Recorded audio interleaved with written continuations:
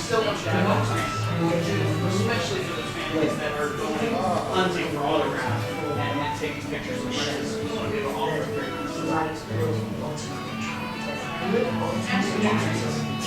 So, if you guys have any other questions on this, in June, the summer, it's coming up fast. There's so much growth going into the stage by the princess is a young lady that Absolutely.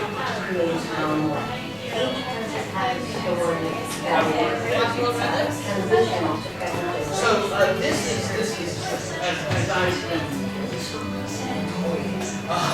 because some of this is still they're still moving things around. There's a wall very much because some is still in what we call Blue Sky Cellar. As I understand, it's actually a queue to go in for the meet and greet with the three princesses. Them is that they're living inside their castle under. So you'll have two shows over it. And it'll just be very true, but very storybook.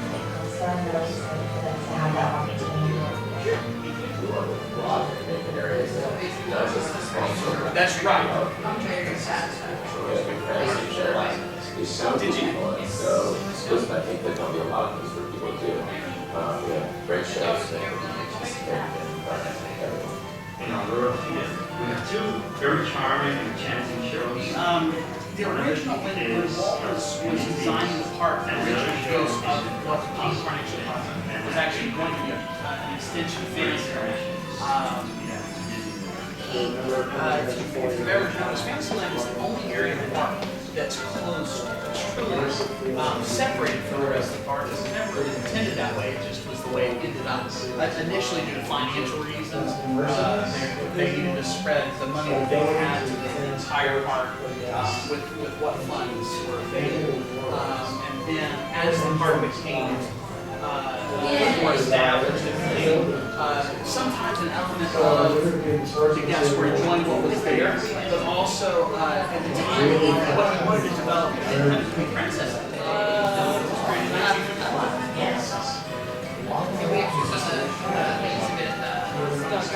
Very cool. Very cool.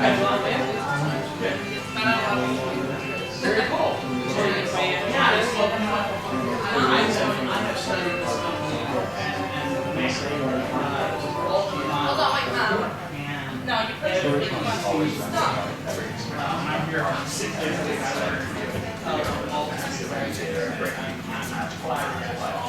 Our main character is Mickey Mouse, and We'll have a wonderful day. this magical map. The theme of the show is Do you have any questions about that? power of your imagination. People walk out and just look at their minds. We're actually having two shows.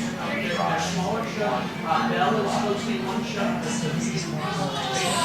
And we're having a show as well. And they'll do meet and greets and stage editions. They are, and that's Mickey Mouse and Map is coming there. Yes, they'll see me now. It's going to be very, very high. Well, it's just one scene for the production, the scenes. It's a brand new sound system as well. And it's really just whatever needs to be done for our show. No different than you can get the additions of the show. He's still happy to be there, especially because he was loved the first time. I've always kind of wanted to have that. My wife had her first daughter, pretty big though, but the interesting thing was my wife loved that and she was, after all these years, There were a lot of shows. I never got to see the. I was in your that's what happened. You want there. That's actually a flyer. People come to Disneyland to be inspired. Being inspired and having the ability to be inspired is things that you never give someone else.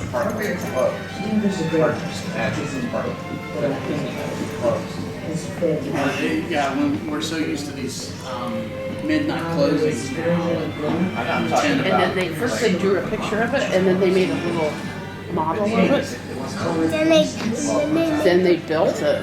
See over here, they have their crayons and their paints and their Well, brushes. there were days of the week, but the biggest thing was,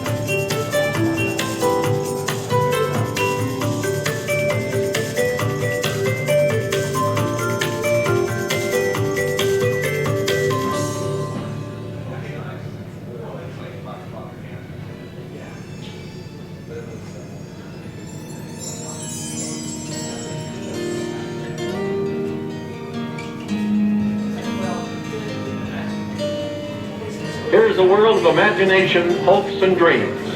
In this timeless land of enchantment, the age of chivalry, magic, and make-believe are reborn, and fairy tales come true. Fantasyland is dedicated to the young and the young in heart, to those who believe that when you wish upon a star, your dreams do come true. Disneyland's heart has always been Fantasyland. From the very beginning, it's things that you could only dream about and only see on celluloid are real here. You sail out of that child's bedroom window. You're not Peter Pan, but you're getting to do everything these characters did in the film. It's a place where any dream can come true, and where our guests and our children are able to live out their fantasies and see fairy tales in action. If you look at old renderings that Herbie Ryman and John Hench did of the castle, they obviously wanted it to have a little bit of a Fantasyland look, not just in back in the courtyard, but in the front too. So the opportunity to finally do that and bring some more of the newer classics and the Fantasyland look to the front of the castle now is really wonderful. I think our guests really feel a really deep level of connection to this place, which kind of goes back to, the storytelling. And Fantasy Fair is going to give them that place where they can come and take that fantasy of theirs to a higher level. We're adding on to the roots of, what is the seed of that magic that's associated with that castle. When you walk into Fantasy Fair, you're walking into a medieval town. The guests are going to step into a new world. They're going to step into a Renaissance fair of sorts that's based on Disney folklore. I think our guests are going to be amazed at how great the architecture looks and how it's just such a wonderful extension of Fantasyland and the castle. Within the beautiful setting that we create, there's a lot of Disney touches that we have put into it. At the center of our square is Rapunzel's Tower from the movie Tangled. Another nice detail we have is the Festival Fools, which is basically a very big music box. And when you look inside the window, you will see a scene made out of painted flats that shows Clopin, a great character from our movie, The Hunchback of Notre Dame. Kids come up and get a little experience of medieval music box type thing, so they can crank the handle and get a little music play. I think it will be really charming, little interactive, but done in a very old world kind of way. Reese's Treats is a food cart that's an homage to Belle's father. He's sort of this wacky inventor who's assembled this almost discombobulated cart, but somehow it has managed to stick together. Food that we will sell there also has some twisted bread rolls and kind of Dole Whip drinks that he came up with. Meeting the princesses is the absolute encounter. Little girls look up to them as role models. Fantasy Fair was conceived with the idea in mind that we would now provide them a suitable royal home, merely a stone's throw from the castle. The princesses, I think, enshrine what is best and most hopeful in all of us. They believe that even in a world full of shadows, that light will ultimately triumph, that good ultimately triumphs over evil. That is their simplest story, and that touches a very deep and hopeful place in all of our hearts. For me, a princess isn't so much a girl that's waiting to be saved by her prince. A princess is a young lady that creates her own way. Each princess has a story that is transitional to every generation. Fantasy Fair gives us a chance to tell old stories in new ways and to tell new stories in new ways. At guest school, I meet our princesses in what is called the Royal Hall. This is an immersive experience for you to go and meet the princesses in their environment. You just get to get a better view of them as if they are living inside their castle and you're part of their world. This is really just a whole new experience on a different level for the guests to get that special photo and memory to take home. So I'm really excited for them to have that opportunity. We wanted to broaden it and make an area that not just the small children that love meeting our princesses can enjoy it, but Fantasy Fair is so beautiful and so exquisite. I think that there'll be a lot of things for people to do. We have great shows and it could be participated in by everyone. In our rural theater, we have two very charming and enchanting shows. One of it is Beauty and the Beast, and the other show is with Rapunzel and Flynn. And I think there will be great attractions to be added to Disneyland. I remember coming here as a 4-year-old child and just loving everything about it. That immersive feeling of becoming part of this three-dimensional world of fantasy and tomorrow and adventure. That immersiveness of Disneyland, that ability to transport a guest into any of these worlds really influenced my first a desire and then ability to tell a story. So as we reviewed the source materials of Beauty and the Beast and Tangled, what really touched me was the journey that our main characters took. The Beast had a lesson to learn, and he takes a journey to learn his lesson and becomes a changed person. Same with Belle. She was a young lady looking for adventure. She finds adventure, but with that adventure she finds true love. And you could say the same things with Tangled.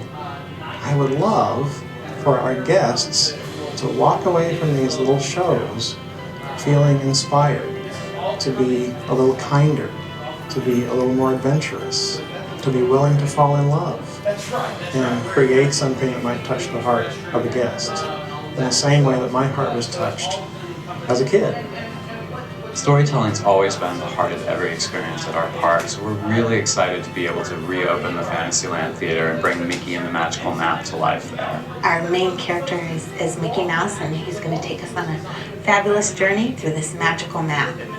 The theme of the show is really about imagination and the power of your imagination, and I hope that people walk out of the show being reminded that their imagination is such an important part of who they are and what they can be and how it drives who we want to become in our lives. I have to say this is one of the most exciting projects I've ever done. And I think it is because I believe that Fantasyland is the enshrining place for our innocence. It is the essence of childhood dreams and Disney storytelling. It is the home of the most beloved of our Disney characters. It is probably the purest footprint that we have to tell Disney stories. I think this one in particular has so much more significance for me than what I've worked on before, because to go through the parks and to kind of see the father and daughters walk through there and kind of hug them and just be so happy to be there, especially when the father gets to see them go up to the princess for the first time. I've always kind of wanted to have that feeling, and this last year my wife had our first daughter. Her name is Isabel, but the interesting thing was my wife is in love with Belle, and she loves Belle, the princess, so much. And as we passed through all these different names, she said, I don't want to call her Bella or call her a nickname of any other sort other than Belle. To actually have her be in line with me, run up there and meet her first princess, and kind of be a part of that whole fairy tale, it's going to be amazing. And to look at it, her smile and say, I kind of had a little part in that.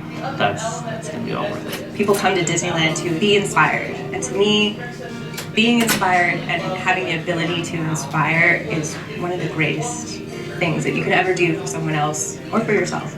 You know, there's a great Disney quote that I think has fed the vision of this land beautifully, and it is this: while there is very little grown-up in a child, there is still a lot of child in every grown-up. So call it innocence or belief in dreams coming true. That thing that we can touch in our guests, regardless of age, culture, ethnicity, that is the essence of what we are trying to accomplish with Fantasy Faire.